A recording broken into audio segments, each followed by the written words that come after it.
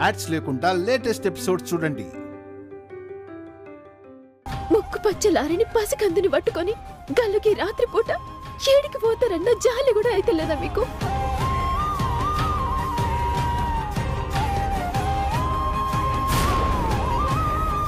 అరే సమ్రాట్, ఇది అన్యాయం రా. నువ్వు ఎప్పుడు ఏ డెసిషన్ తీసుకున్నా తెలివైన నిర్ణయం తీసుకున్నావు అనుకునేవాణ్ణి. అది నీ బిజినెస్కి ఇంటికి మంచి జరుగుతుంది అనుకునేవాణ్ణి.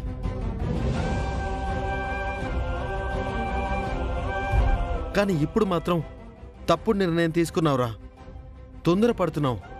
ఒక్కసారి ఆలోచించరా ప్లీజ్. రే గౌతమ్, దెబ్బతిన్నవాడికే తెలుస్తుందిరా నొప్పి.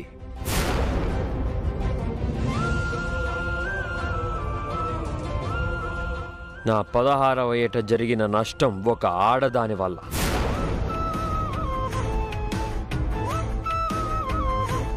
దాన్ని పూడ్చుకోవడానికి, నా మొహంలో చిరునవ్వు చూడ్డానికి 10 ఏళ్లు పట్టింది. మళ్ళీ అదే రిపీట్ అవ్వనివ్వను. నా నిర్ణయం మార్చుకోను.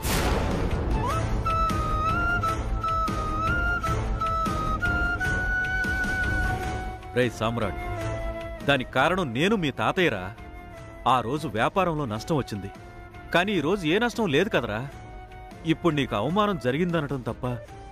అందుకు వాణ్ణి మందలించు, వాణ్ణి దూషించు. అంతేగాని వాణ్ణి ఇంట్లోంచి వెళ్ళగొట్టి మిమ్మల్ని కన్నా మమ్మల్ని శిక్షించుకురా.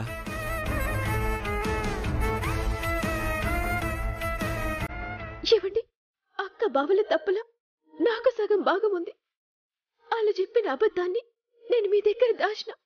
అందుకే వాళ్ళ తరపున నేను క్షమాపణ అడుగుతున్నా.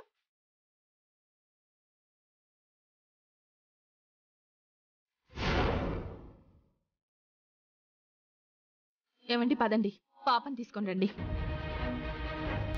ఏడికక్క పోయేది? నీకన్నా పిచ్చి పట్టిందా?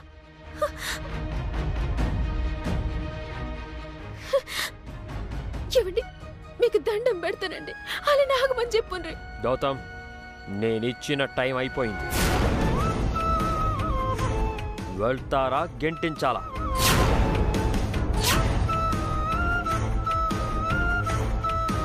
నానా సమ్రాట్, వెళ్తానని చెప్పాను, గెంటించాల్సిన అవసరం లేదు. కానీ వెళ్లే ముందు ఒక్క మాట.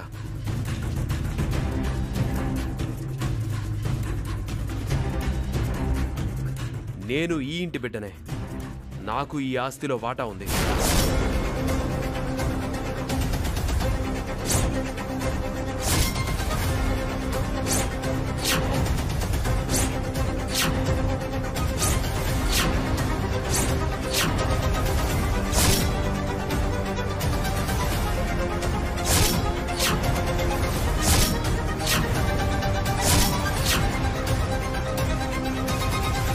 నా వాటా ఏదో నాకు ఇస్తే నేను వెళ్ళిపోతాను.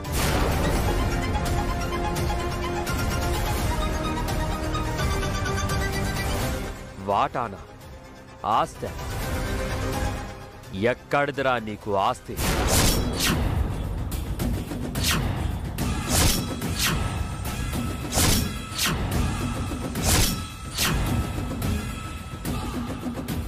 నా తోడబుట్టిన వాడివని, కల్లో కూడా మోసం చేయవని నమ్మినప్పుడు నీకోసం ఆస్తులు కొన్నాను. కానీ ఇప్పుడు ఆ నమ్మకం పోయింది.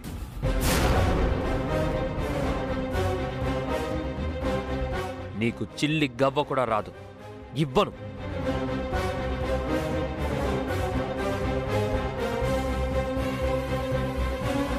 ఎందుకు రాదు? ఈ ఇంటికి నువ్వెంతో నేను అంతే. కంపెనీలో నువ్వెంతో నేను అంతే. కంపెనీ నువ్వు పెట్టలేదు. ఈ ఇంటిని నువ్వు నిలబెట్టలేదు. నేను మూటలు కట్టుకొని ఊర్లు తిరుగుతుంటే నువ్వు బుక్స్ పట్టుకొని కాలేజీకి వెళ్ళావు.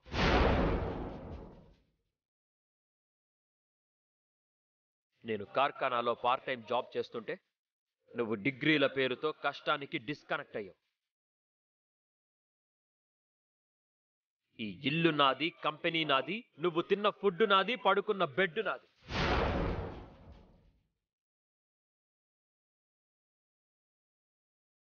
ఇక నువ్వు నా కంపెనీలో జాబ్ చేసినందుకు నెల నెల నీకు జీతం ఎప్పుడో ముట్ట చెప్పాను.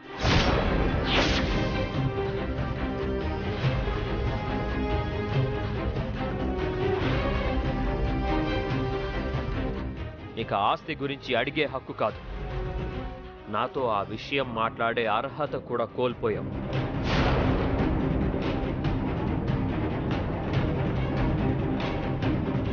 ఇప్పటికైనా పౌరుషం ఉంటే కట్టుబట్టలతో ఇంట్లో నుంచి వెళ్ళిపో.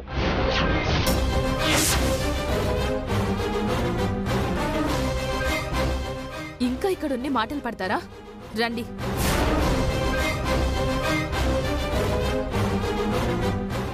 వద్దురా, నా మాట వినరా. మీకు పుణ్యం ఉంటుంది. రామలక్ష్మణులు లాంటి మీరు ఒకటిగా ఉంటేనే ఈ ఇల్లు అయ్యొచ్చరా, లేకపోతే శ్మశానం రా.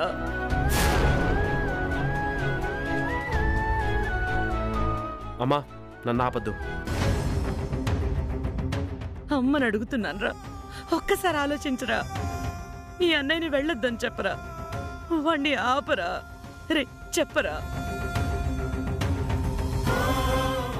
ఏమండి, ప్లీజ్ అండి. బావగారు చేసిన తప్పుకి నలుగురు ఏదో అంటారని మీరెంత బాధపడుతున్నారో. ఇప్పుడు బావగారిని మీరు ఇంట్లోంచి వెళ్ళగొడితే సమాజం అంతా మిమ్మల్ని ఏలెత్తి చూపుద్దండి. బావగారిని ఆగమని చెప్పుండ్రి. అక్క, అక్క, మీకు దండం పెడతానక్క. మీరు గిడికెళ్ళి కదిలితే నేను ఒప్పుకోను. మిమ్మల్ని బోనియా. విషయం చేయి దాటిపోయింది శ్రీవల్లి. నీ భర్తకి కనికరం లేదు, మాకు ఉండే ఉద్దేశం లేదు. అన్నయ్య, అన్నయ్య, నీ పర్మిషన్ లేకుండా నిన్న అట్టింట్లోకి రావడం తప్పే. సారీ, కానీ పెద్దన్నయ్యని మాత్రం ఇంట్లో నుంచి వెళ్ళగొట్టద్దన్నయ్య. వాళ్ళని దయచేసి ఇంట్లో ఉండమని చెప్పన్నయ్య. అన్నయ్య,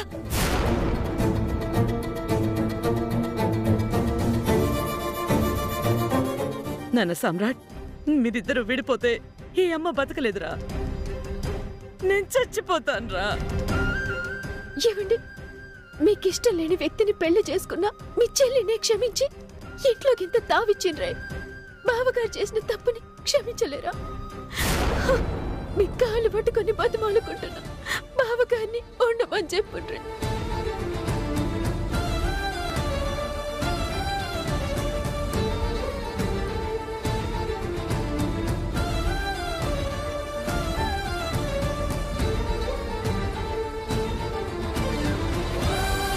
కట్టుకున్న భార్య కాళ్ళు పట్టుకున్నా నీ మనసు కరగడం లేదురా.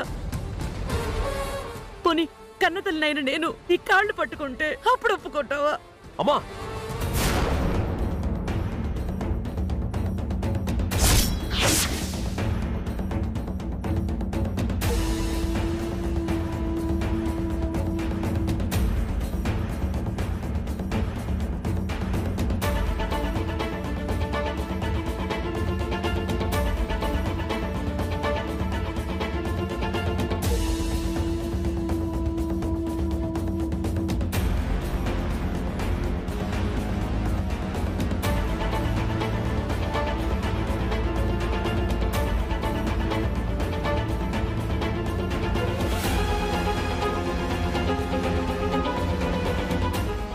రే గౌతమ్, నేనిన్నేళ్ళు ఇంత కష్టపడింది, ఈ ఇంటిని నిలబెట్టింది నా కోసం కాదురా, అమ్మా నాన్న నా వాళ్ల కోసం.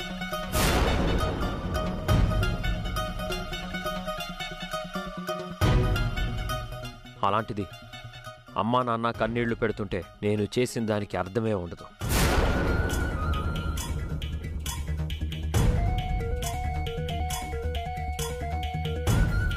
నాకు నా కట్టుబాటు కావాలి. ఇక్కడ ఎవ్వరూ ఇవ్వలేరు. వీళ్ళకి వాడు కావాలి, నేనివ్వగలను.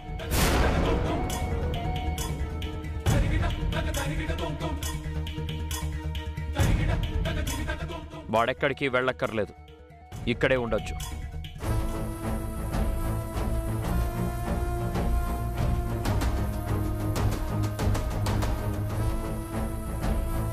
కానీ అమ్మా, వాడు ఈ ఇంట్లో ఉంటాడు, కానీ ఆఫీస్లో ఉండడు.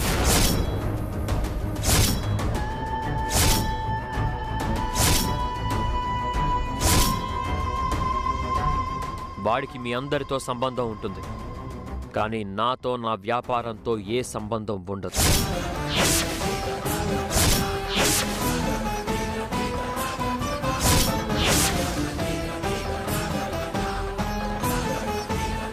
ఇక నుంచి వాడి బతుకు వాడు బతకాలి, వాడి తిండి వాడే తినాలి.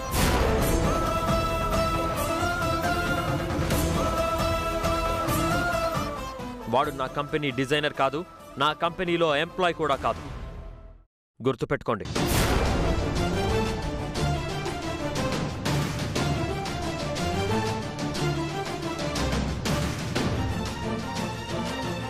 గౌతమ్,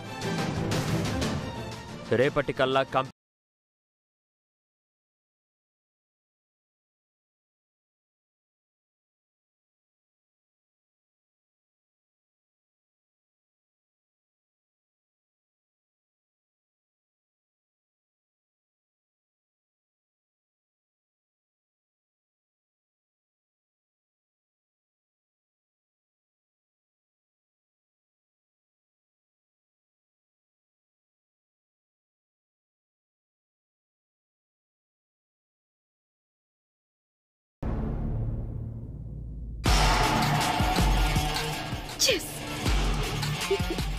మా జ్వాల డాడీ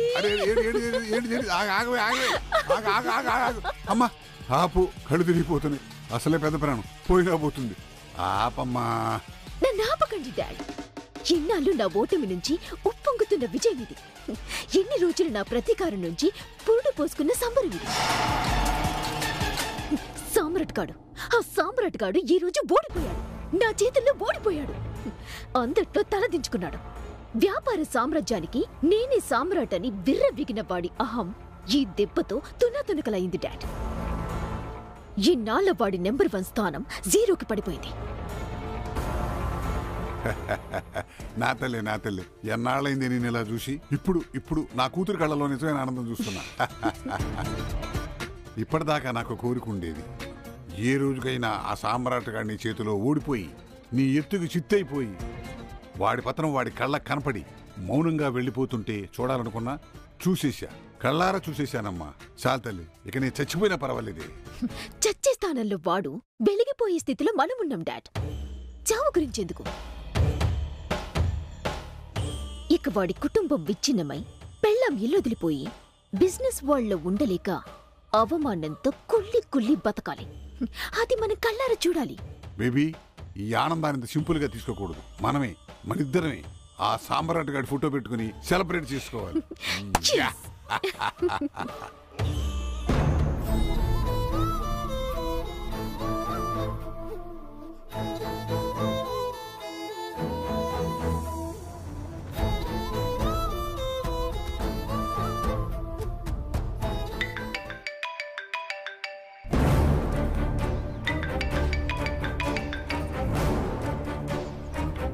హలో. ఏం సామ్రాట్, ఏంటిదంతా? ఏమైంది? ఇలాగే ఇన్నాళ్ళు ఏమీ తెలియనట్టు బాగా మేనేజ్ చేసావు. ప్రతి డిజైన్ నీదేనని, నీ క్రియేటివిటీతోనే కంపెనీ నెంబర్ 1 పొజిషన్లో నిలబడిందని తెగ బిల్డప్ ఇచ్చేశావు. కానీ ఏమైంది ఇప్పుడు? ఒక ఆడపిల్ల టాలెంట్ మీద ఆధారపడ్డావు. అది వాళ్ళ తేట తెల్లమైపోయింది. ఎందుకయ్యా అరుస్తావు? నువ్వేంటో, నీ సత్తా ఏంటో తెలిసిపోయిందిలే. ఏం తెలుసురా నీకు, ఇడియట్? ఫోన్ పెట్టే.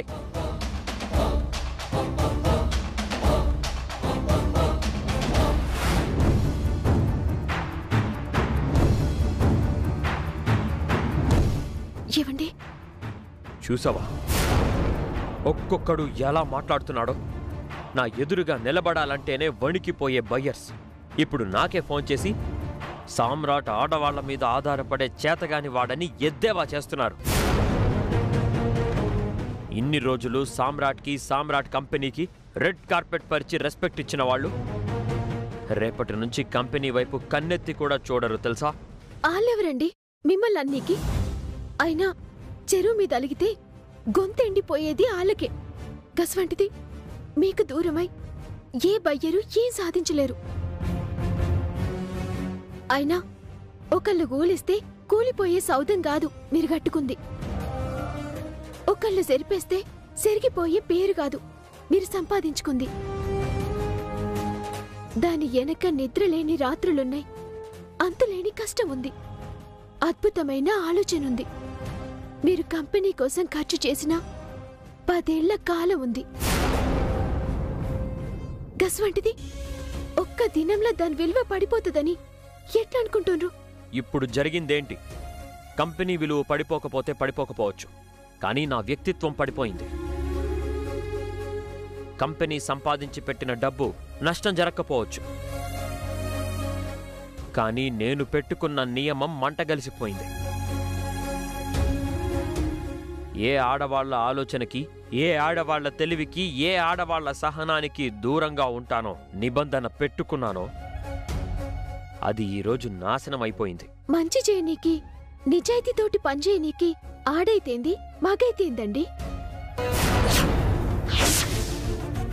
ఇన్నిట్లా గంత స్పష్టతతోటున్న మీరు ఒక్క ఆడోళ్ళ విషయంలోనే ఎందుకింత పట్టుదల?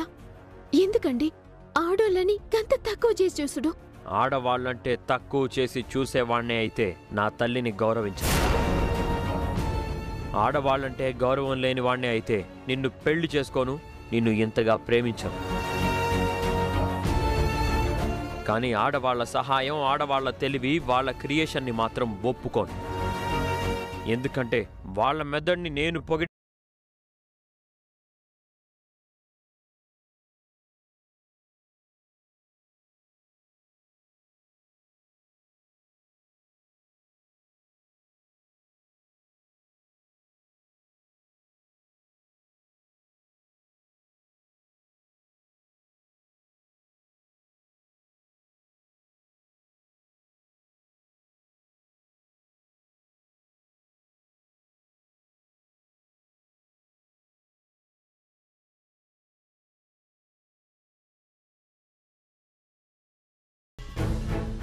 మళ్ళీ నా ఫ్యామిలీ మొహాల్లో చిరునవ్వు చూడ్డానికి 10 ఏళ్లు నేను కాలంతో పరిగెట్టాల్సొచ్చింది.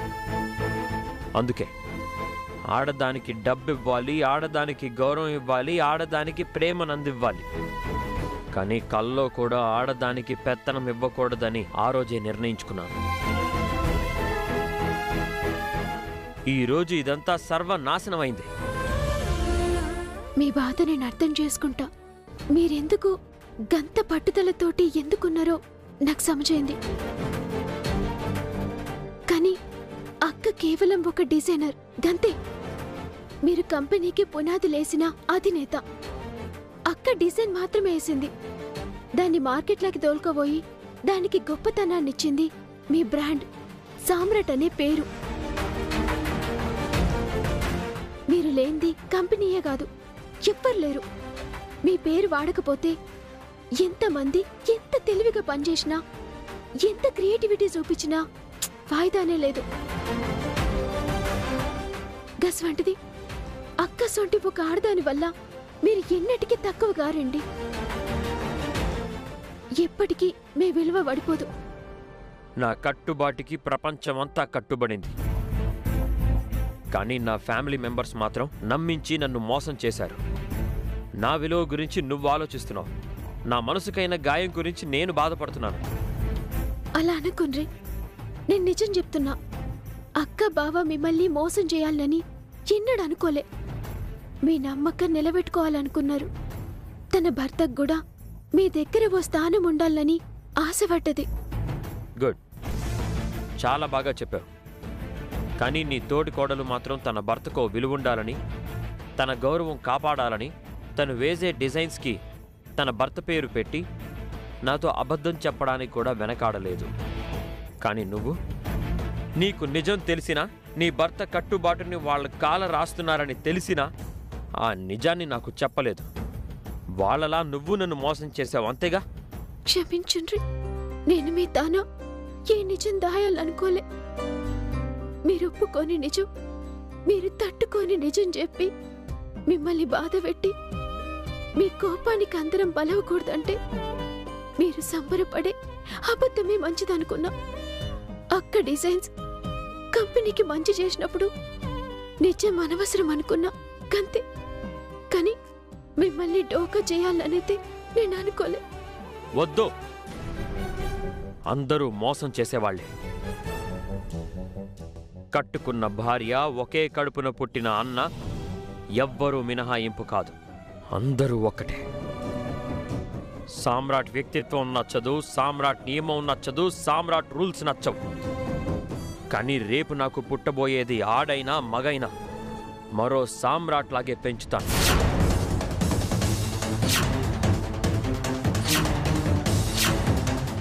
గుర్తుపెట్టుకో, పుట్టబోయేది ఆడబిడ్డో మగబిడ్డో తెలియదు, ఎవరైనా సరే సామ్రాట్ లాగే పెంచుతాను. ఎందుకంటే నాకు ఆడదంటే అసహ్యం కాదు, వాళ్ళ బ్రెయిన్ని ఉపయోగిస్తేనే అసహ్యం, వాళ్ళ పెత్తనమే చిరాకు, అంతే.